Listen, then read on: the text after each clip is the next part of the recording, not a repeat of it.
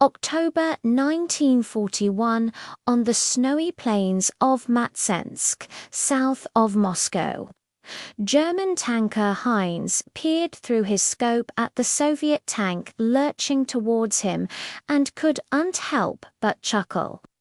The thing looked like a half-finished prototype.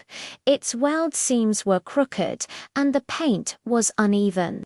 It looked like something slapped together in a tractor factory.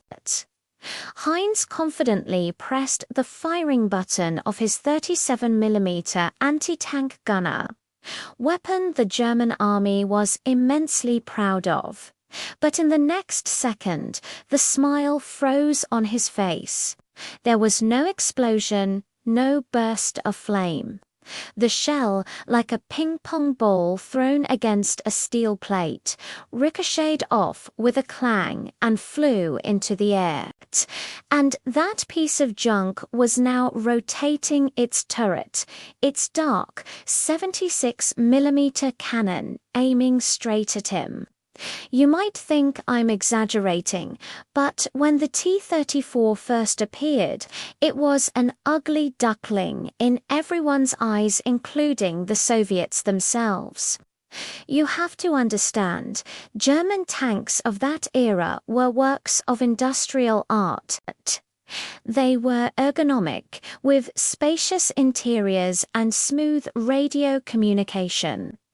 Every component was polished with the precision of a Swiss watch. In contrast, how crude was the T-34 when it first rolled off the assembly line? Some holes still had chalk marks left by the workers. The weld seams were so thick they looked like centipedes crawling on the armor. Some even had drafts coming through. The Soviet tankers inside had it rough. To save space, the interior was incredibly cramped. To change gears, the driver sometimes had to use a hammer on the gear stick. There was no radio. Commands were given by signal flags or by literally kicking the driver's shoulder. So, in the early days of the war, when elite German troops saw this mud-caked tractor, their first reaction was contempt. They saw it as a symbol of Soviet industrial backwardness. But that contempt quickly turned to fear as the Germans got a harsh lesson in physics. This was the infamous T-34 crisis.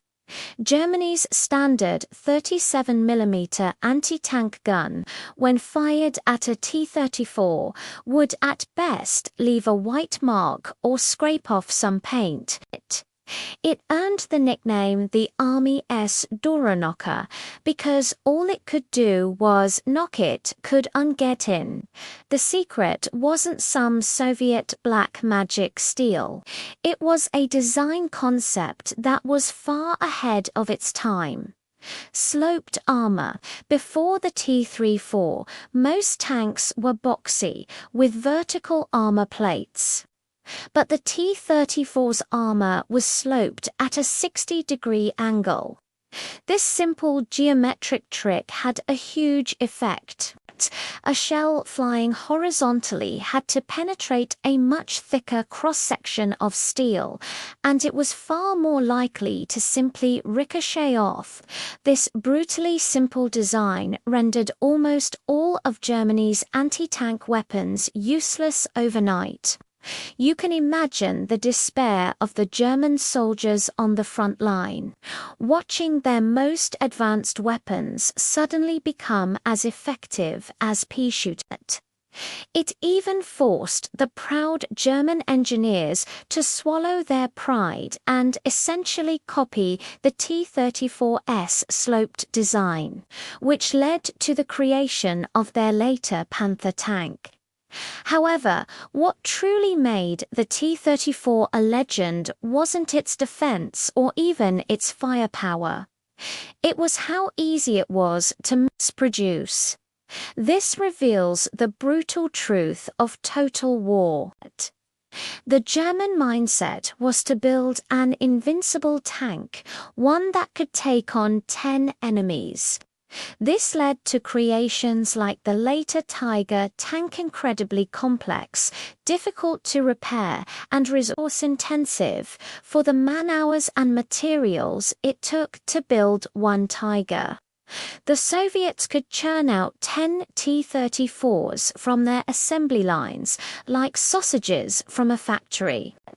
In the ruins of Stalingrad, a German tanker might have been more skilled, and a Tiger tank might have been unbeatable in a one-on-one duel.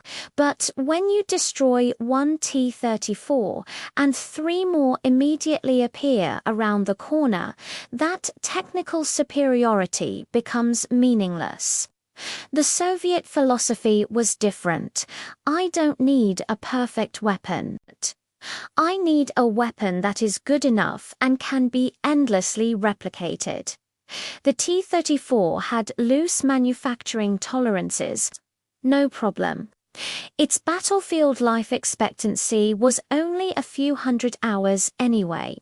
As long as it could get to the front line and fire one shot, its mission was complete.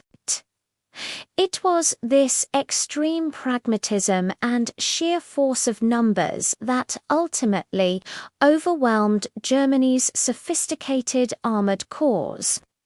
So, looking back, the T-34 teaches us a vivid lesson about product design in extreme conditions.